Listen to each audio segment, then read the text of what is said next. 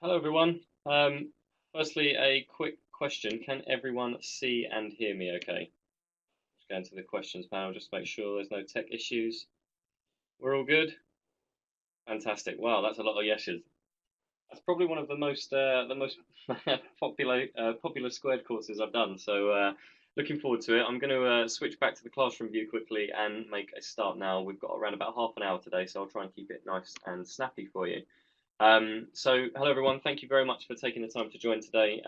My name is Adam Taylor and I will be taking you through how to start programmatic in your team and taking you through a few of the core concepts and ideas that I've learned from my time across various ad agencies and tech companies and more recently Google.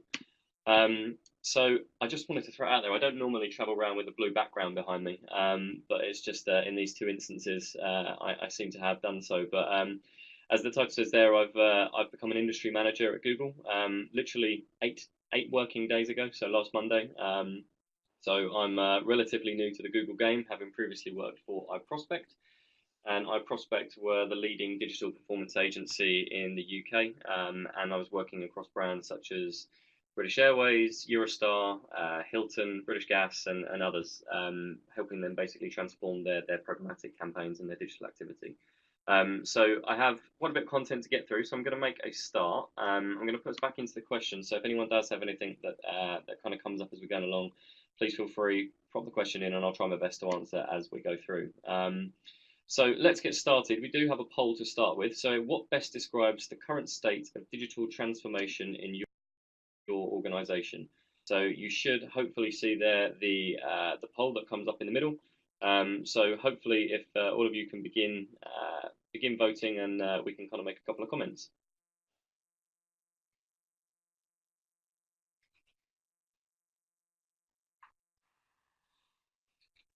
Okay, great. So it looks overwhelmingly at the minute then like there's if I end the poll and kind of pass on the vote. So it looks overwhelmingly there like over 55% are saying that we're actively addressing the digital skills gap, which is fantastic. And obviously, most people here are aware of that need to develop skills within their team and within themselves to actually progress within quite a rapidly changing technology and a rapidly changing marketplace. So hopefully, by the end of today, you'll be able to go over a couple of tips and a couple of things to do, kind of practically, to actually get moving with programmatic in your company. The next question, or the next slide that I really want to go into, is basically which of the below best defines programmatic. So it'd be interesting, just sort of on the outset, from each of you here, if you can just type 1, 2, 3, or 4 into the chat box there, and give your best understanding. I have just realised that the number 3 might be slightly giving away the angle of this answer. So if anyone does get this one slightly incorrect, then yeah, obviously the slides aren't going down too well. But that's right. So it's the use of data and technology to automate marketing. And I think that's really important to kind of get that out in the open straight away and kind of give you my definition and what I would term being the word programmatic.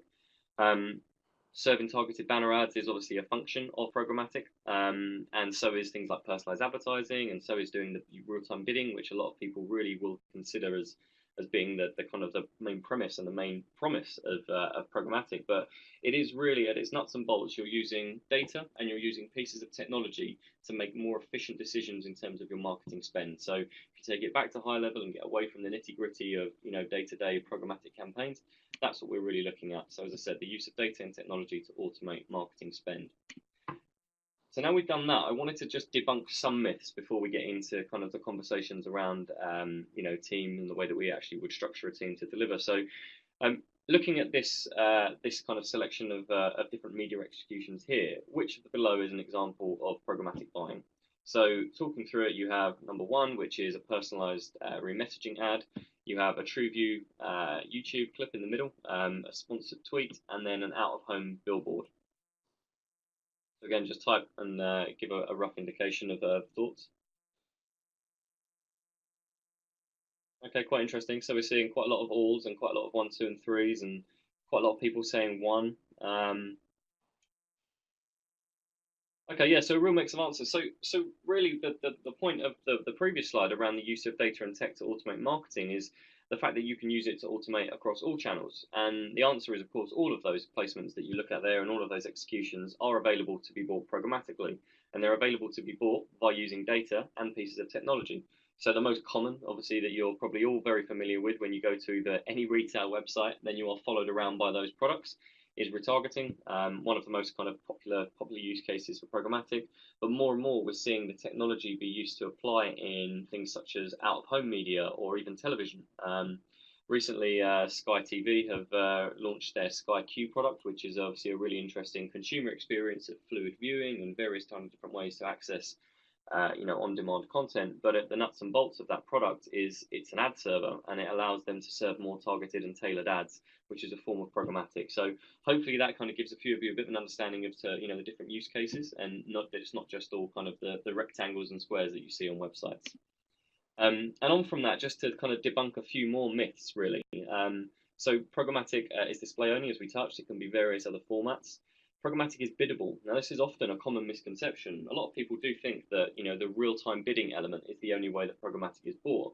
Now, in the past and in the kind of the early days of the industry, that was very much the case. But as we've kind of progressed, we've moved into a lot of reservation buying or guaranteed buyers or direct deals, which are actually pre-negotiated and not in fact biddable. There's no auction for them. So biddable is one element and is a very important element, but is not all.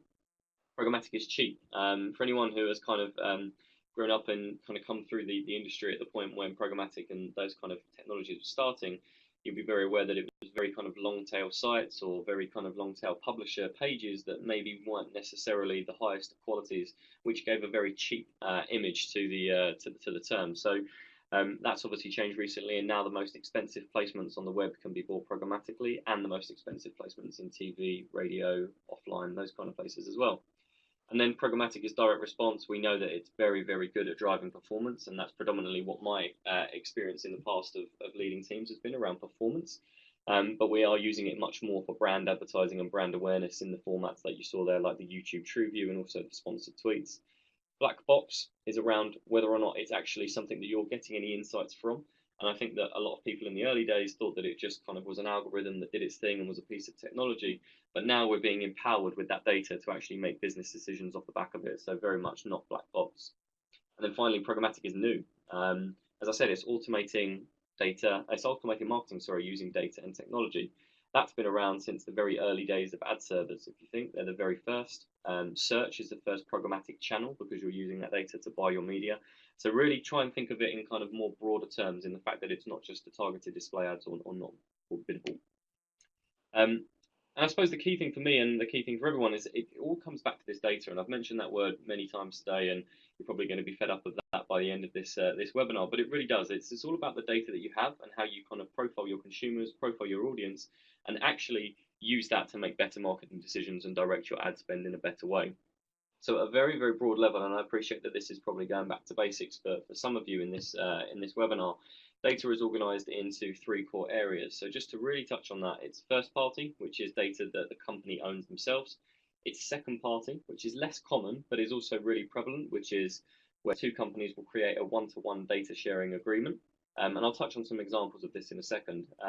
And then third party is where you license data, and often that is aggregated, and often you don't have much clarity in terms of where that data has come from, but you will buy segments of data or particular kind of audiences from a third party company, and that's what we refer to as third party. So I wanted to give a really quick example here for you in terms of the way that this is split with an existing advertiser of mine. So here you have an example of a large airline company, and their specific task to us was around finding people who were interested in traveling between London and New York. So if I broke it down into those three data types, I'd be looking firstly at first party, saying, okay, well, from my website, from Google Analytics, from my my own tools and tech, how can I find users who have been to my site and done that in the past? That's the first way of using data that you already own and that you can execute on and then serve any kind of messaging. A second party deal could be a really interesting avenue to explore with an aggregator like Skyscanner. If you think Skyscanner has millions and millions of searches for people actually looking for flights from those particular routes, you think that for a large airline, that's actually a really really interesting piece of data to actually access, and that might not be available always in kind of all different ways for programmatic, but second party is definitely the way that you could move forward. And then finally, third party, you may actually look to suppliers like Visual DNA or Excelate or any of the kind of other major third-party data companies that essentially have information on users from various sources across the web and then aggregate that into one single user pool of people who are interested in traveling to New York. So there's just a few different ways that you can actually see how that data can be found and then how it can actually be executed. So then once you kind of realize that the more data you have on a user and the more different sources you have, first, second, and third, it's actually really interesting to think about how you can combine that to really get the most highly defined type of audience that you want. So it may be that you take the first party data of people who have been to your site and then actually exclude them from the work that you're doing with Skyscanner. Because if they've already been to your site, do you really want to pay again to bring another prospect that's already been there back? So it really depends on the goals, but you can see how the more of these data points that you really do have, then the more highly defined your audiences are and the more likely successful you'll be with the messaging that you put in front of them. All that data is then used for targeting. So targeting is essentially the real mechanic behind programmatic and how you actually then get that targeted message in front of someone, and it's all powered by that data. So here, a few really kind of simple examples for you, just around the fact that you could do it based on the person's demographics, based on their interest, their time, location, all these different things that you can use. And I don't really have the time to go into it today, but there's countless conversations we can have around using different types of data to inform our targeting. And really, for me, that's what my planning team at my previous role used to really look to do. And they'd go out and find this type of data and then apply it in these different situations.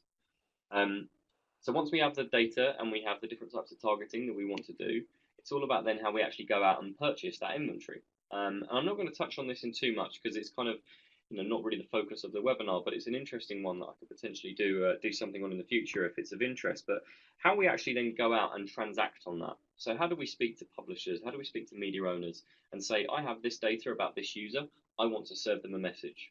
And we really have gone from that world of being kind of media first around an advertiser wanting to target affluent millennials and going to, say, The Economist. We've instead gone from saying, okay, I have this audience pool of people I believe to be my target.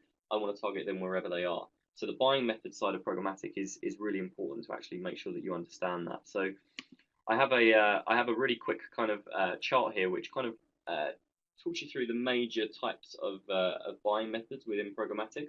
So at the very top, if you think around the priority being the highest priority and around how publishers make more of their yield and the more of their money from it, it's direct. So essentially, this is replicating those old direct bookings that you would have done previously. So you may be booking 200,000 impressions a month with the Financial Times, for example, and then that can be replicated. The exact same booking can be replicated via programmatic to automate it and make it a little less manual in terms of the actual setup. Often there's one seller, one buyer, and you can do that through a variety of different sites. Second, moving down, is preferred deals. So again, it's one buyer, one seller, but in this case, you negotiate on a price and negotiate on a type of audience with a publisher, but you're never guaranteed that audience because there might be someone who's coming in direct who's actually paying more or has decided to bid on that slightly more aggressively that day. So preferred deals is the next level down. Private marketplaces are an interesting one. So PMPs, I imagine everyone's heard the term and the acronym banded around, and everyone thinks that they need to include a PMP on a plan, and they're obviously really useful ways of reaching different users. And the way that I would think about PMP is in two ways. One is with data, which is basically you're using your own data, but you're just using it to buy that publisher's inventory. And the second way is using it to actually buy that publisher's data and their inventory coupled, which are two very different things. So, for example, I might go to Yahoo and ask them for all of their football fans across all of their website. So that's me buying Yahoo's data across all of Yahoo inventory. But then I might go to Yahoo and say, I just want to run on your sports section, but I'm going to bring my own data around people who are interested in football. So you see the difference there in terms of the way that a private marketplace can potentially be used. And then finally, open marketplace.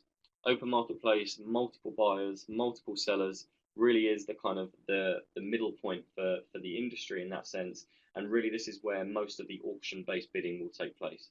This is where your different technologies will bid against each other to really try and get that ad in front of that consumer at the right time.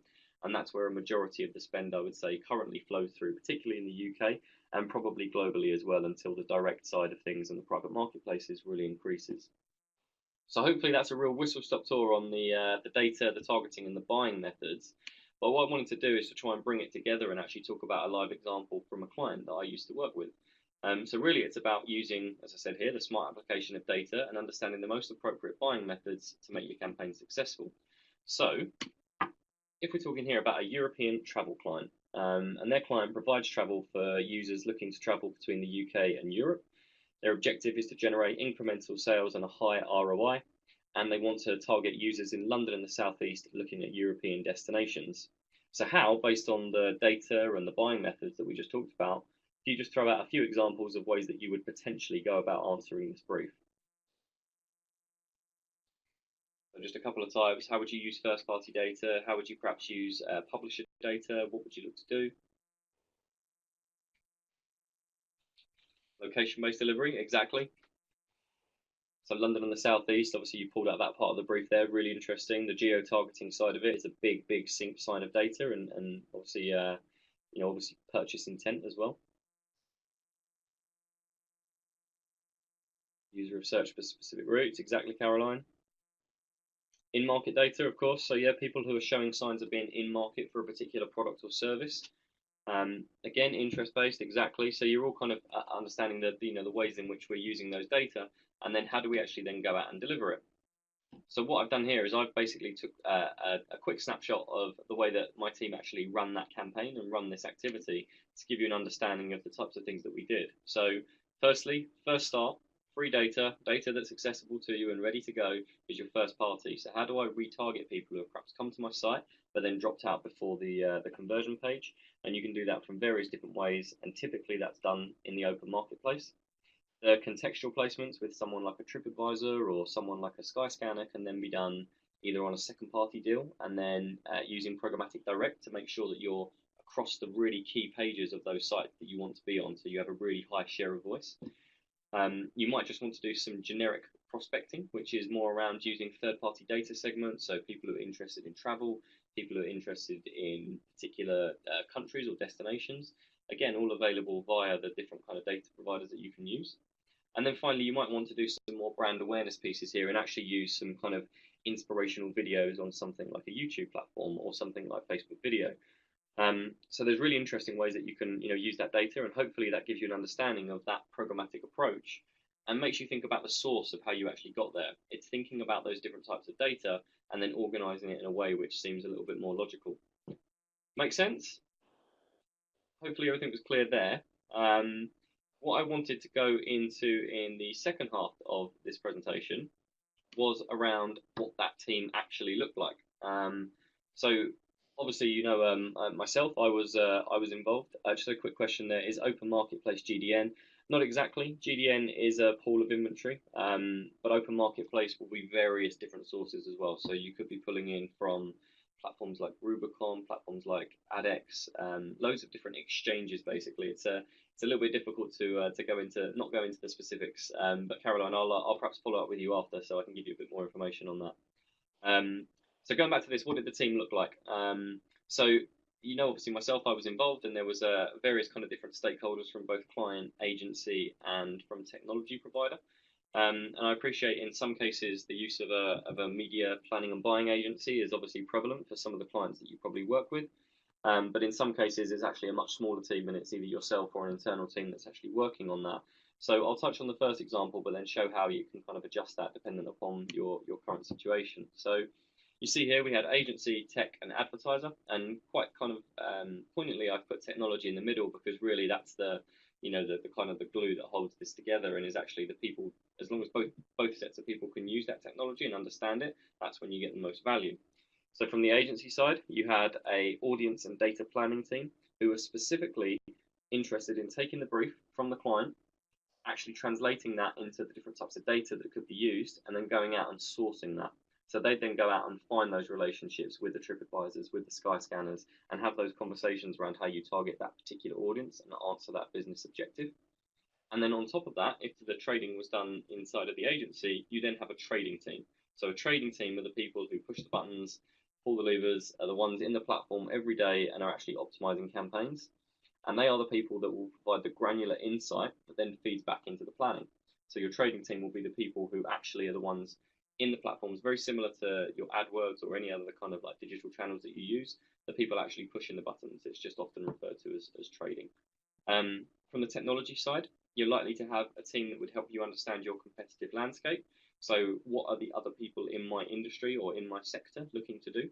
How are they using this technology, and how can we feed in maybe some insights across that into our planning? And then you'd also have platform support. So, you'd have your technical platform support, which more so would work with the trading teams in that sense.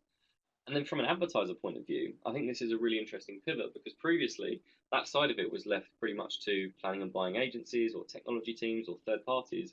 But more and more, we're seeing advertisers really take control of the data and the campaigns that they're running and take that into their own hands. So we had campaign managers who were ensuring that the business objectives were transferred in the brief, but also would keep up to date business insights flowing into that live campaign. It's not a set it and forget it mentality, it's a continually evolving process. So, if, for example, some first party data on the website changes, it's all about how that then feeds back into the rest of the activity that's being run. And then data manager. So, consider data as both an input and an output. And I think that's a really interesting way of an interesting way of phrasing it. Obviously, programmatic is as good as what you put in, and we've talked around various different various different types of data, but also think about what you can put in and then the type of data you get out in terms of performance data and how you can use that to impact. And really, we relied on our kind of advertiser data managers to actually help us understand that and understand that data in a lot more kind of business objective sense. So hopefully that makes sense. I think that the key to all of this is just basically understanding that programmatic really is becoming the infrastructure through which media and campaigns are being delivered. So it's really quite kind of crucial to actually fully understand the way that all of these things work. So I think it's great that everyone here has taken the initiative to come on these webinars and is challenging themselves to actually try and learn more and more about this type of technology in this kind of growing field. I believe there's a talent shortage, and I think it's been well documented from various other people who are kind of within the industry and are kind of commenting on it around the fact that we don't have as much fluid talent as some other industries, particularly within marketing. And you're finding that it's a lot of the kind of the new generation that are coming in that are perhaps learning this for the first time that are able to pick it up and aren't kind of maybe hamstrung by traditional types of media buying or selling. And I really feel that that's quite important that we're all trying to challenge ourselves to solve this talent shortage and actually trying to make sure that we're doing the best we can for our individual advertisers' needs. I really see four key areas for programmatic and the way that people can potentially kind of divide their teams into. So you can look at your current team and really look at their strengths and weaknesses in these four areas and try and kind of pivot people into more programmatic roles by thinking firstly, who's the best that I have at data analysis, who can spot trends, who understands that, and who can make sense of that and actually translate that into some form of actionable insight. The next people you'll have will be the strategy people who are more understanding of that data and understanding of the tech, but also think more long term about it and think how they can actually implement a particular marketing message or a campaign the most effectively through this technology. You then have the technology, the people who are actually platform specialists who understand how things work, understands how you get the most out of a particular platform. And then the delivery side, so the people who are the day-to-day in the platform optimization. So typically what we saw at my last agency was a migration of a lot of the people who were trading on paid search, so in AdWords and in those kind of tools, actually moving into programmatic because the skill set's very similar. It's setting pacing, it's setting flight dates, it's caps, it's that kind of stuff. That obviously is really important to a programmatic campaign. So I would look at those four key areas and really kind of focus on your team and see where you can kind of fit people into those different areas, and then hopefully you can then progress with different work streams and actually have people working together towards an end goal. Overall, I think if you're looking to recruit, obviously, I'm fully appreciative that always recruitment is not always the answer. It is upskilling, it's bringing people in from different departments. But really, when you're looking to work with a team on a programmatic campaign, you should look for kind of some key skills. I would say, firstly, a passion for technology. You kind of have to have a passion for technology to be into this area of marketing. It really is, quite detailed focused, and you need people who are going to be able to pick up those platforms and pick up that way of working to really kind of be in it and have that kind of mindset initially. But then it comes back to effective communication. I've seen people who are fantastic at the technology and fantastic at the day-to-day campaign optimizations, but can't articulate what they need to a client or to another team internally. So I would say effective communication and being able to present confidently with numbers and data is most certainly a way that that we should move forward. Strategic thinking. It's often overlooked. You kind of do get quite involved in the nitty gritty details and the really kind of like log level data and all these kind of different things that seem really interesting. But ultimately, it's about taking that bigger picture and thinking more strategically about how you actually proceed with a campaign. And then the one that's really important to me is wider marketing knowledge. I often find that those first 3 points, are really focused on digital advertising and really focused on programmatic or data and technology, those kind of things. But really, we're a marketing channel. We're essentially all about putting a message in front of a consumer, which is going to help them to choose a particular product or service. And it's about conveying that brand message. And I've noticed a few comments in the chat box regarding creativity. And I think that that's a really interesting point to raise at this point, because you're right, very data heavy, very tech heavy. But it's this skill which is really important, and actually having someone who's got that understanding of, the broader comm strategy or the broader marketing strategy to really kind of actually help take the campaigns to the next level, because they're thinking about longer term business objectives as well. So hopefully that makes sense. Why do we go through all that effort? There's obviously a lot to learn, a lot to take on, lots of various different things that obviously we need to take into account. And ultimately, it is that automation. It's actually trying to make things simpler, and it is in the long term. It really will do that, and it will help you actually, take on a lot more work than you have done previously. There's obviously the efficiency side. So how you can actually improve campaign performance, how you can make sure that you're performing a lot better and you're making the most of all advertising dollars that you have. And then also the control. So you're bringing the control back of that media buying. You're able to actually really specifically choose audiences that you know to be appropriate for your brand. Same way that you were doing through search, where you're selecting keywords that you know to be really important. You're doing exactly the same in programmatic, and you're able to get that control over it. And that's what really does help drive results.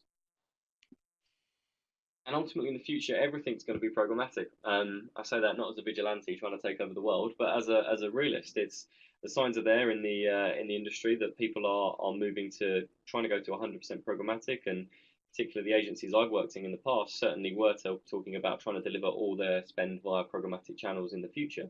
So whether that's TV, whether that's, as I talked about, the Sky Ad Smart, whether that's those billboard screens that you see at Waterloo Station or any rail station around the country, anything with a screen, with an internet connection, could potentially have an advert delivered programmatically. That's the potential. And that's where it says things like appliances. If you know that a person is particularly, using a particular product, how are you able to potentially convey a message to them on an appliance of the future with a screen and an internet connection? So hopefully you see it's a little bit kind of out there, but it's really interesting to actually kind of think about it in that long term.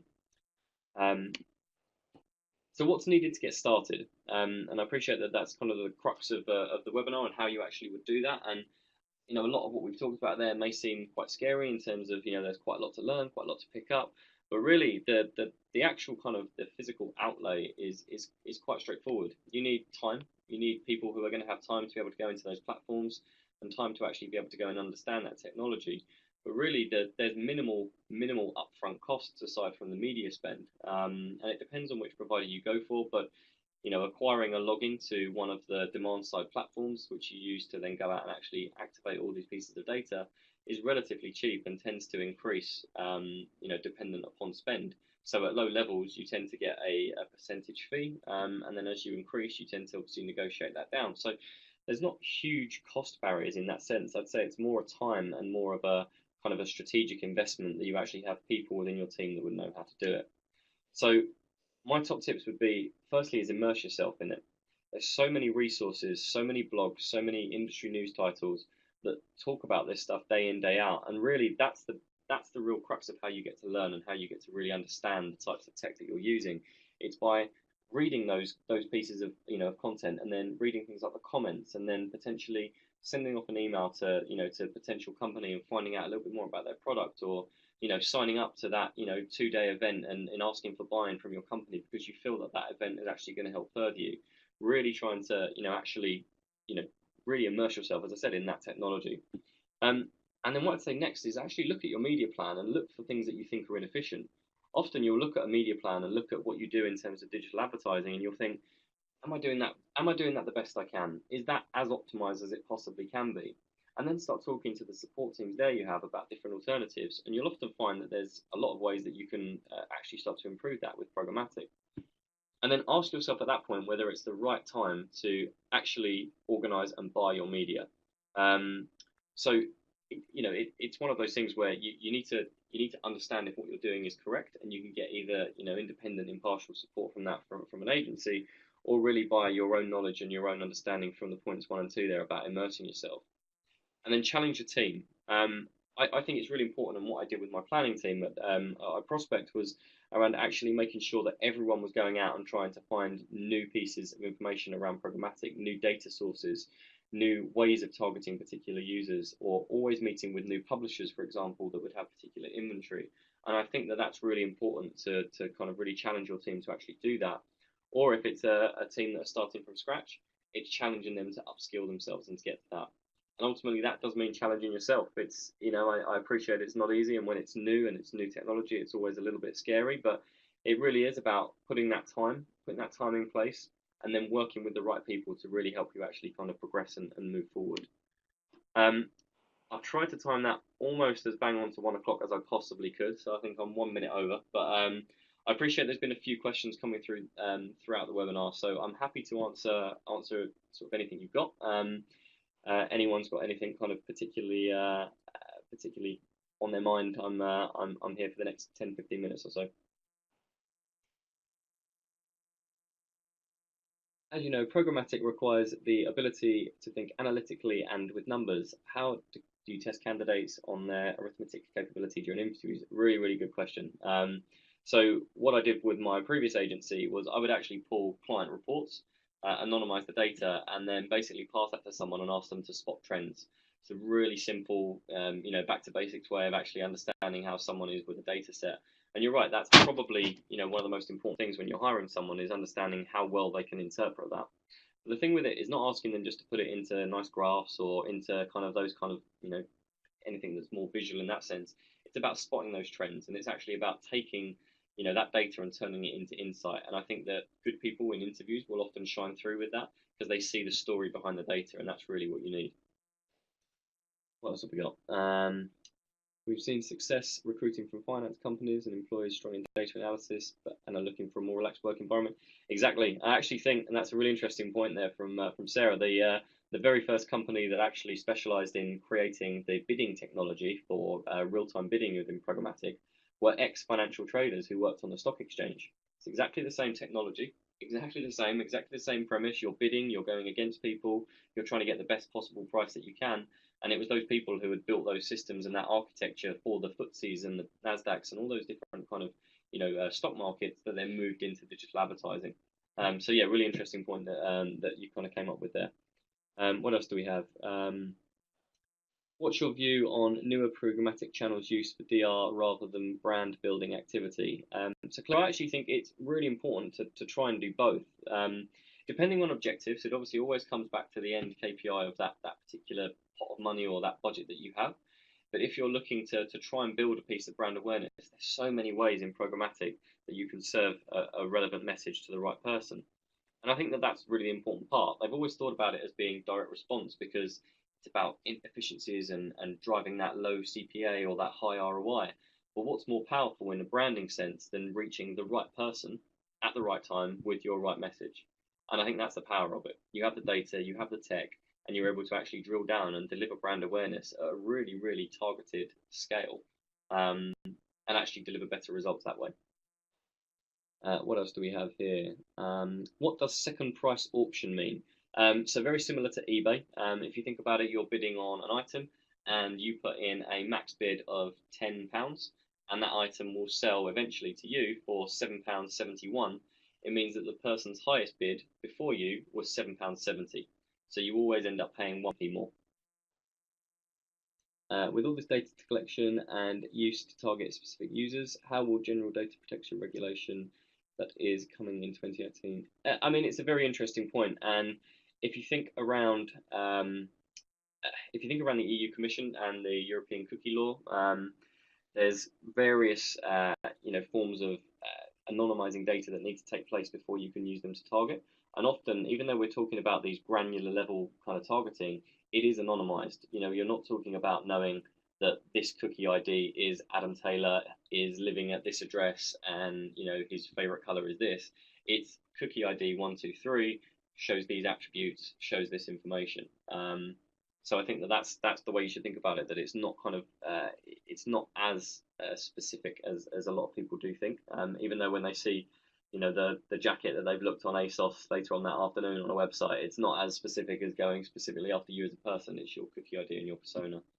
Ad blockers, really good. I actually had to remove a couple of slides on ad blockers because I didn't have the time to cover. But you're right, ad blocking is a huge problem. And I delivered a similar talk at my old university a few months ago.